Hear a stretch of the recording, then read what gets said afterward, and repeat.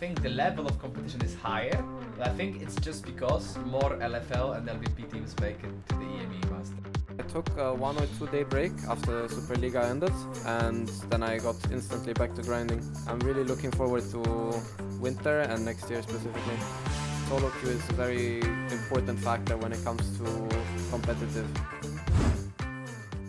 Hello everybody, welcome to another episode of our podcast. My name is Stan, I'm a CEO of Fabryka esportu, and with me again is Peter, our League of Legends agent. Yeah, hello. So, as you probably saw, we work with a lot of young, up-and-coming League of Legends players. So whenever we see like formats of tournaments and the leagues and stuff like this, we always analyze it from the perspective of how it will impact the ability of our young players to get to the next stage. So today, on that topic, we'll have a special guest of Hazel, who is one of our youngest and like highest on the SoloQ side players that is really grinding to get to the highest level, and we will talk to him about his perspective. But I think the best place for us to start is the tournament that is happening right now, that at the date of the publishing of this podcast will be wrapped up, so the EMEA Masters. So yeah, Peter, what do you think about the format, the changes, and when it comes to like how is it for as a place for young players to show their skills and to maybe get to the higher level? Okay, so maybe start from the beginning and the changes that were implemented during this summer split, because maybe not everyone was following the EMEA Masters tournament that closely. So before this split, it was only a few teams from each region participating. It was like 3 to 4 from the best regions, and then 2 or 1 even team from the minor regions. Right now the tournament is much bigger. It takes a full month of playing, which is quite interesting, given the fact that this tournament was permanently getting chopped, and it was so quick that you couldn't even feel the tournament is happening. So yeah, we have all of the teams from the playoffs from both minor and major ERL. So 6 teams per major ERL and 4 teams per minor ERL, which means that the overall level of the tournament gets both better and worse, right? Yeah. If we take a look at the both sides of the spectrum, like we have so much more worse teams, but on the other hand, we had the best teams from the best regions. So the farther we go with this tournament, the better quality of games we get. And in my opinion, it is much harder right now to win the EMEA Masters than it was before. We have more of the series, BO5 series. We have Swiss stage implemented, which is also something that is, I would say, more fair than the group system, when you can get screwed or blessed by the draw. So myself, I'm a big fan of those changes, and I really enjoyed this tournament, which I couldn't say throughout last years when I was watching what's happening to this tournament. Interesting thing for me is that I think the level of competition is higher, but I think it's just because more LFL and LVP teams make it to the EMEA Masters. Yeah, like exactly. Even if you look at quarters, like this year, there has been 2 teams in quarterfinals that were not from LVP or France. 5 teams from for France, 1 team from Spain, and 2 teams from other regions. So like. I think it's skewed, right? Like for example, like it's right now it seems like it's more beneficial to be on like 4th best team in France, or even 6th best team in France, than to be in a winner of, I don't know, of Prime League or in other like yeah. I mean, for me, this is a fair game, right? You have those open LCQ qualifiers, you have the whole Swiss stage, so for me it's like a free market, right? If you are a good team, you will go further. This new format allows you to really get a good perspective on who's strong and who's bad, right? Because sometimes, and it usually happened with Ultraliga teams and LVP teams, those teams were looking pretty good in their respective region, but during the EMEA Masters, they were pretty terrible, right? So you could ask yourself those questions, like, is it a problem with a team or with a league, right? For example, last year, I remember Bisons. They were really good in the region. They made finals and stuff. They were really good throughout the regular splits. And then when EMEA came, they were terrible. They got eliminated from the group. So I was not sure. Is it a problem with the players or the team or the coaching staff or what's happening? Right now, when we can see all of the teams that participate in playoffs in the EMEA Masters, you can kind of write off this theory that this may be a problem of a particular team, because you have the bigger picture, and if you look at it, well, it looks like the France is miles ahead of any region. Like, we have French final, and we get used to this kind of things throughout the last years. But we had 3 out of 4 teams from France in semifinals. We had 5 teams making it through Swiss and LCQ. Like, it's a great result for France, obviously. But having said all of that, and we'll go back to rating the regions. But answering your first question about young players, because this is something that we want to keep our eye on. In my opinion, it's really hard for a young player to really shine in this kind of format. But if you do so, it's a great achievement, right? Because when we look at the way that some teams in EMEA Masters environment are being made, they are not always made from young players trying to prove themselves and go to the LEC. Sometimes it's a bunch of players that were kicked from the LEC or are super veterans, like for example Power of Evil, who won EMEA Masters back in Spring Split, right? So we have a lot of teams that are kind of the gatekeepers, right, for those young players. They will be those players will be better now, and they will perform at a certain level, and they won't underperform. But on the other hand, they won't develop, right? So in my opinion, there is quite a lot of teams that use those kind of players, and they are just blocking those young rookies from shining. But if you make it through, you make quite an impression. And if we look at Team Vitality B, for example, right, we have pretty young team in there. Maybe not in terms of age in all of the positions, but in terms of the experience of playing in major ERLs, those players are young. Nakonak is a rookie. Chayek, he's like what, 19, 20? He's still fairly young, right? Even though he's playing in the LFL for years now. We have Yopa, who made his debut in major ERL last year. We have Douglas, who played in the LEC, but his performances in the major ERLs also started last year. So those rookie talents really made a great run. For now, we don't know if they will win the EMEA Masters. If I would have to bet, I would say they won't win it, because BTS is super strong. But it's still a great run, and they proved themselves. I think those players will make it to the LEC, at least some of them. Yeah, definitely. And also, obviously, we hope that that it's also a good opportunity for the coaching staff to get to LEC. And on that point, I don't know if you've seen. I believe you did. I think you even retweeted that tweet. Jacktor one. Yeah, when he said that he predicts 3-0 for Vitality B in the semi-final because of the difference in the coaching staff. And you know what? Because obviously we are working with Nachowski. He's a part of our agency.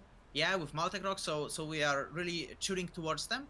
But Jacktor is not connected to us in any shape or form, right? Yeah. So he's not biased, and it was an honest opinion from a player which is really renowned within the scene. And I think it's really hard to judge the coaching staff, because results may be good or bad, no matter how good your coaching staff. I mean, with Jacktor's experience, recent especially, with the poker, I would say he is good at reading people. So yeah. You may have seen something early on. Yeah, but you can see that this team is being coached pretty good, right? If you look at careers of those players before they joined this project, they were looking a little worse. Like, I remember Yopa and Stan playing in LVP. And they were not terrible, they were not bad, but some games were pretty off. I would say some Rakan engages from Stand, it just was not it. Yopa's champion pool was really good when they were winning, but when they were losing, some power that you expect from these upcoming talents, right? And then you see them perform at really great level right now.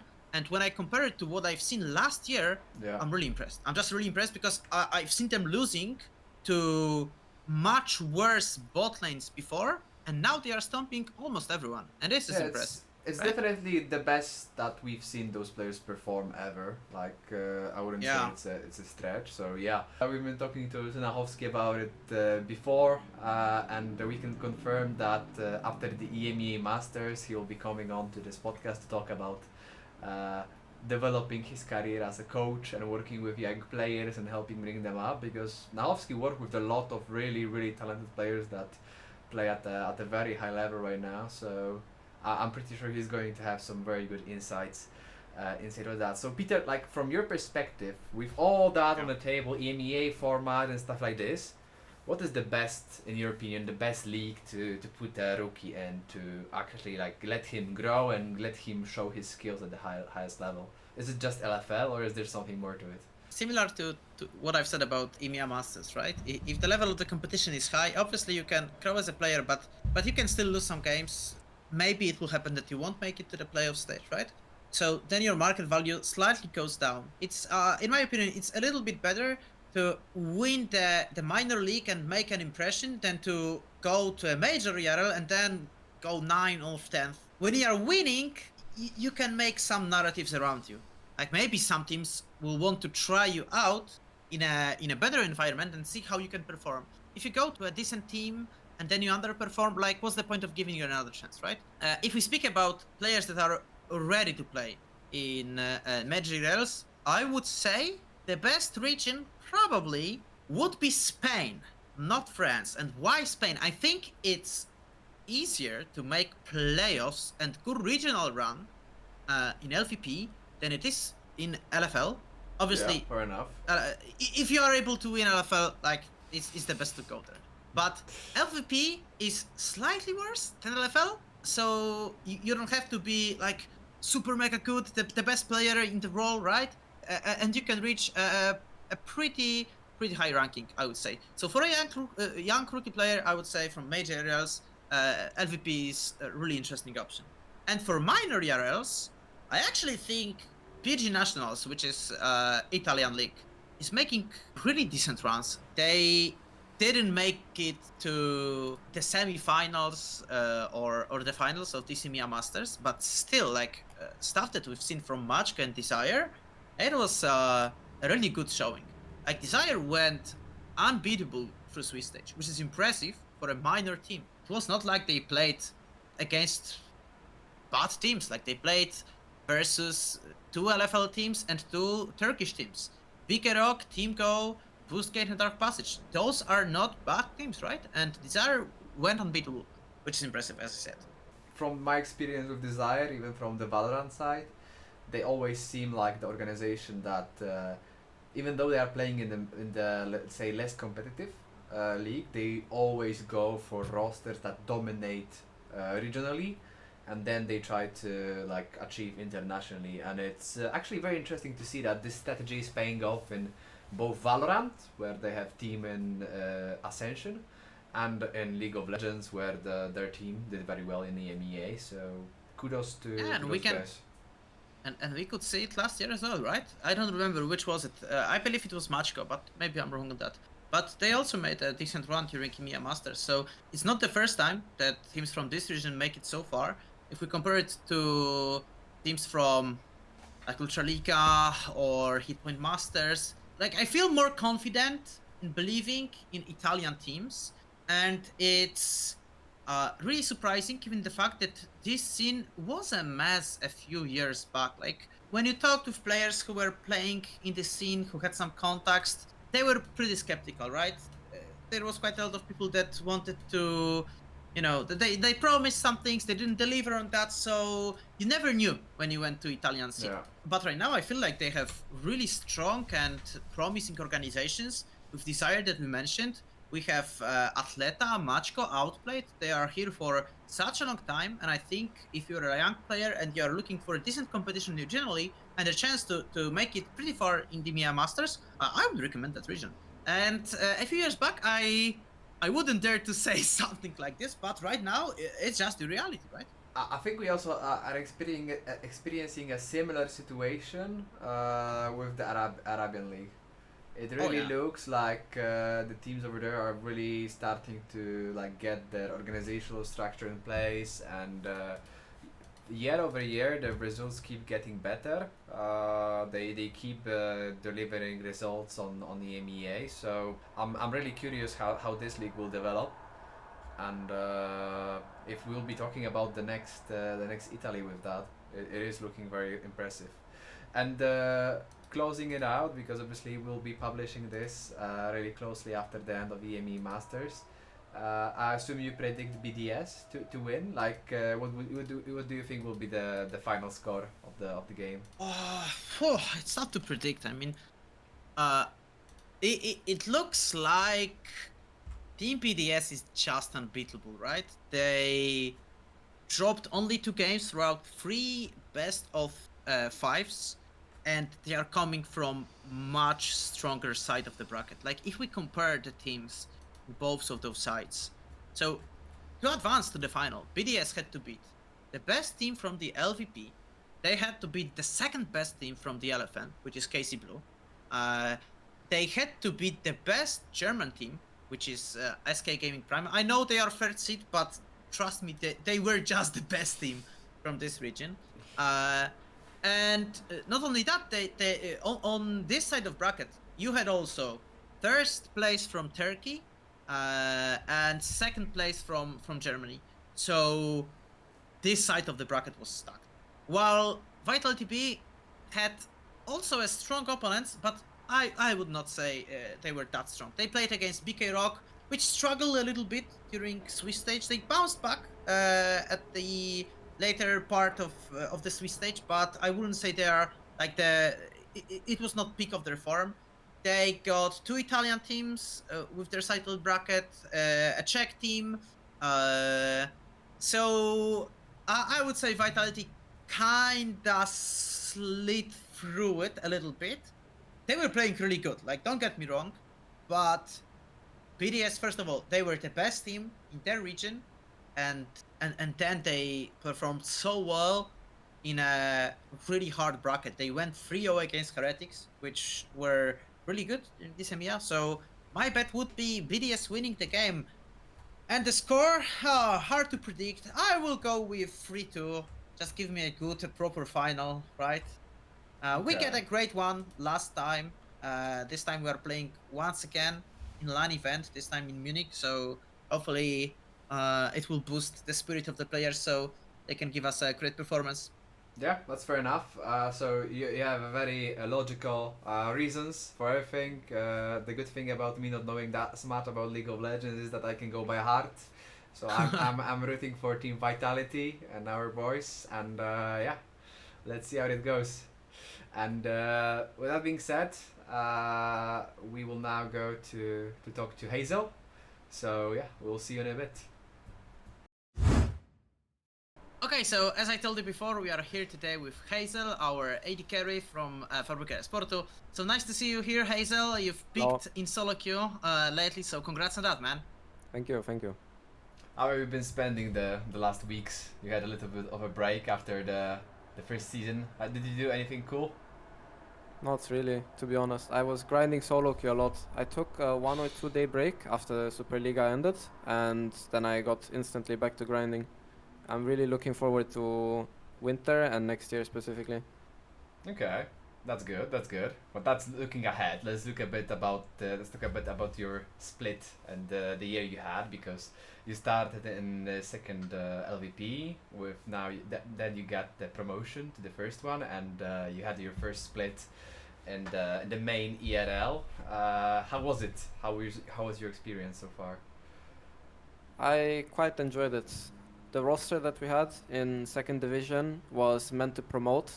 I think we did that pretty well, quite earlier than expected actually. We had some things in the off season that made the roster original one switch up, But in first div, the roster that we put up actually did quite well, contrary to public expectations that were set on us. So I'm quite satisfied the result we had. We could have made playoffs, but mistakes in the regular season didn't let us do that.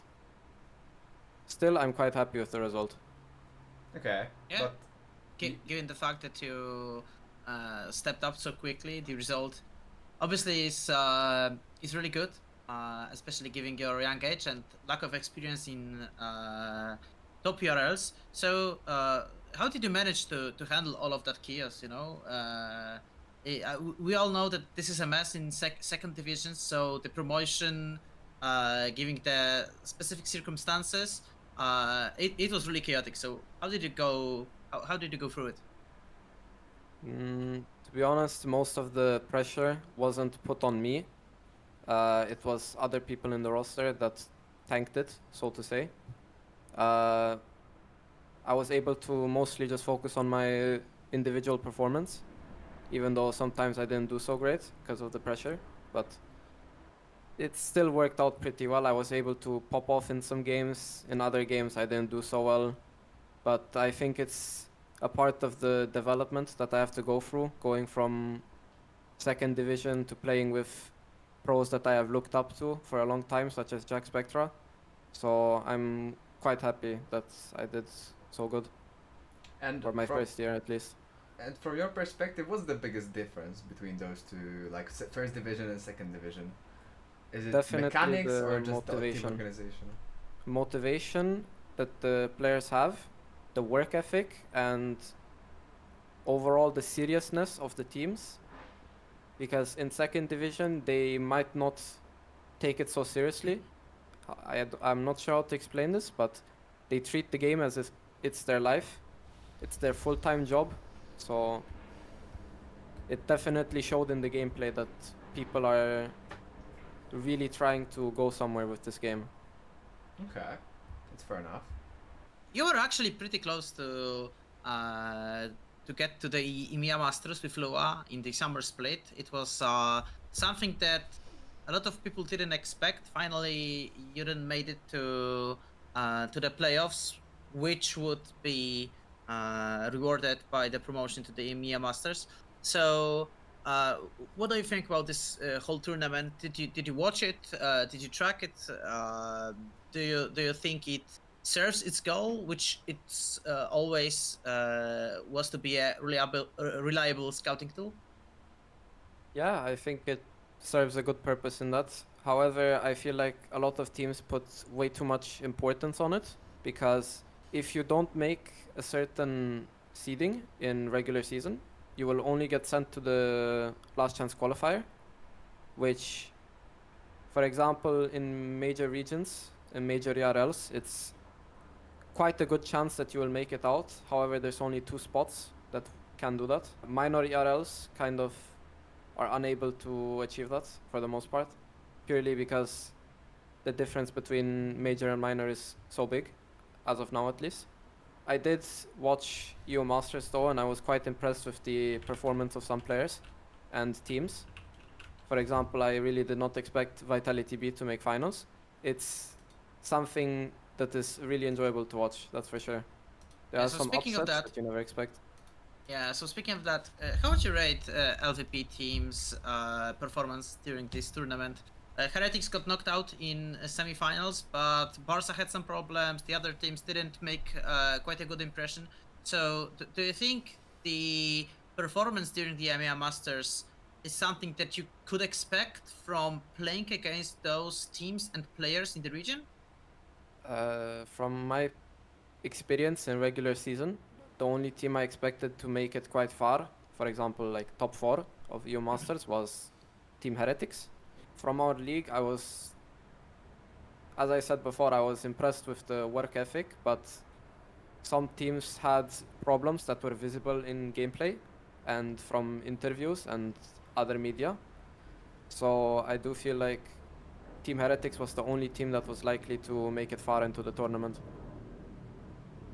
Okay, From fair enough. Superliga, at least. Fair enough. And switching to a bit of a different side of that same coin, Like, because EMEA Masters is a scouting tool, of course, but like looking at you specifically, you always seem to like do very well on SoloQ, and we always praise the like how important SoloQ is for the purposes of like getting your name out there in a scene. Can you share your perspective on SoloQ? Like, how important is it for you? How much is it helping you so far? I feel like solo queue is the only way people get to know you without having competitive experience or very good showing in competitive. So I do feel like having very good showing in solo queue and high elo makes a big difference to people's first impression of you. For example, one thing that people forget is that being toxic in solo queue also ruins your reputation in competitive. I myself have last year not been the greatest person in solo queue, but I have made changes to better myself, and it has shown lately, I hope, to people that have played with me. But yeah, I think solo queue is a very important factor when it comes to competitive, even though realistically speaking doesn't have an impact on competitive. I think it's a very important factor in scouting and team morale.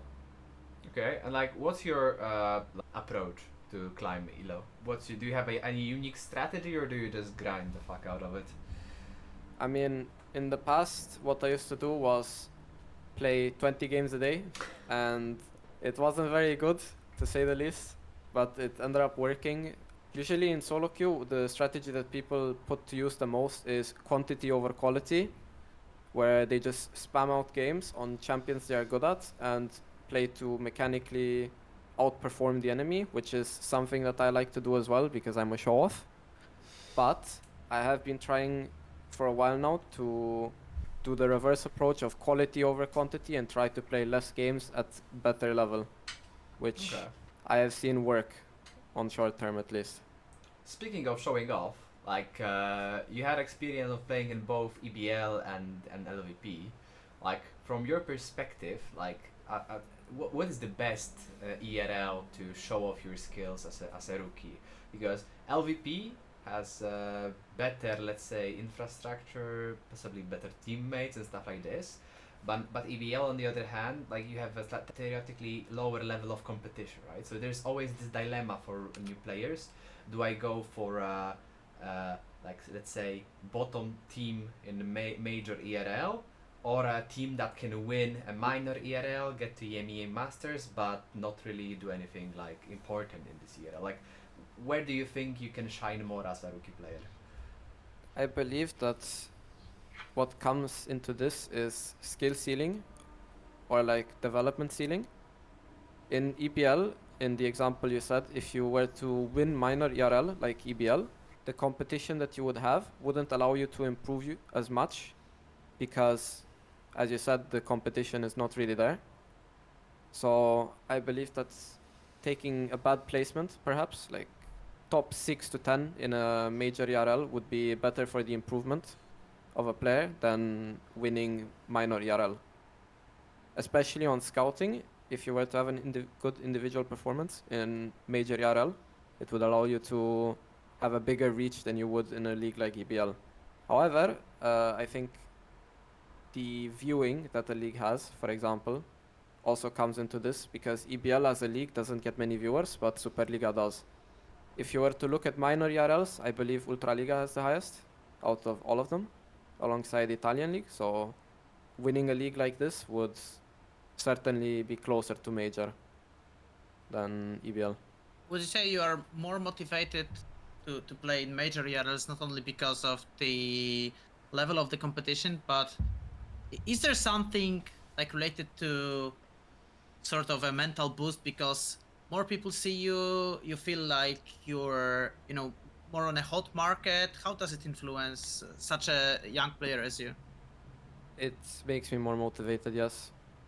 Especially because in Superliga, when we had some losses, like really bad losses, I actually got supportive messages in my DMs. Meanwhile, in leagues like EBL, where not many people are watching, there's a lot of sports betting and things like this going on. So I used to get a lot of hate or bad messages. So it does motivate you more but even when you lose, you have people that are supporting you and your team. It felt really surprising coming Okay. from minor URL. So so this is a basically, classic. It's a so ba- classic. A lot so of people being upset about like losing money because of you, blaming you yeah. in Twitter I got a lot DMs. of Yeah. death threats, by the way, just to say that. Yeah, it happens all around the world. Like for example, right now in the Polish scene, there is quite a lot of Vietnamese viewers in Ultraliga YouTube channels specifically, and they are speaking in Vietnamese. They are betting the games, and sometimes when the better team loses to a mediocre one, they just go all in on Twitter. You know, they create new account and they just spam that, you know, this team is shit and you shouldn't play the game, and so on and so on. Obviously they are using stronger language, but if I would repeat what they've said, I think we would get banned, so we will Yeah, avoid that. let's But avoid yeah, that. this is something that happens a lot. I mean, it's not to say that the same thing doesn't happen in Superliga. When we won in game 2 against Rambut, somewhere around week 6 or 7, we completely stomped them, to say the least. And I was looking at the Twitch replay of it sometime after it because I wanted to look at something. And the chat reactions were not very nice. A lot of people bet on them to win, and they were not very happy, to say the least. All right, fair enough, fair enough. We also wanted to ask you about your LAN experience because you just had a opportunity to participate in one. How did it feel? Like, did you feel any difference when it comes to your LAN performance versus online? Like, what's the biggest change in your view? I feel like online I was more calm than I was on LAN. That's not to say I was anxious or I performed badly, but knowing that there's a crowd in front of you. For example, one game we had, the UCAM fans were extremely loud, so much so we weren't even able to hear each other. Okay. So I do feel like there's some more pressure added, but it's a very nice experience. Organizing it, the organization could have been a bit better from LVP.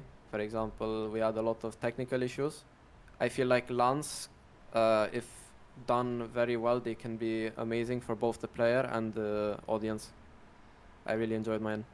And when it comes to your role in a team, like there is always a conversation of who is supposed to be a shot caller and stuff like this. Do you think rookies should be involved in being in shot calling? Like, what's your perspective and your approach to that? I believe that rookies can be a shot caller. It just depends on the player, because some people are more fit into the role, purely based off personality. But if you were to force a rookie onto the shot caller role that isn't a shot caller normally, I feel like it can be a lot of issues that stem from that. That's usually why a lot of teams take veterans or more experienced players and put them on that role instead. And how do you Which feel is in this like spectrum? Like, do you like to be involved in shot calling? Like, how engaged are you in it as a player? Usually it depends on the champion that I play. I am pretty dynamic when it comes to this. If I'm playing a champion that is more utility based, I will shot call a bit more. If I'm playing a hyper carry or something that needs to focus on itself to win the game, I usually let the shot calling to my team, and I just focus on gathering resources and doing the damage, pretty much.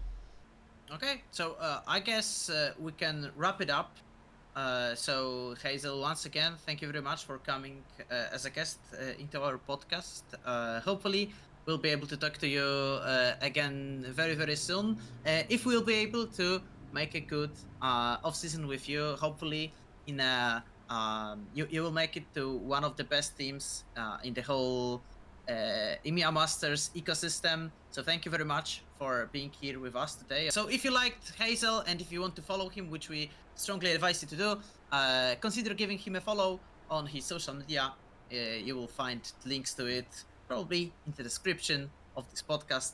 So thank you And very much for. just to interrupt here. Yeah.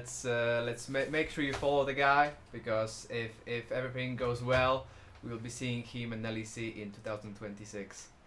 Let's do this. Ambitions. All Yeah. right. Thanks like for it. watching, guys. See you all soon.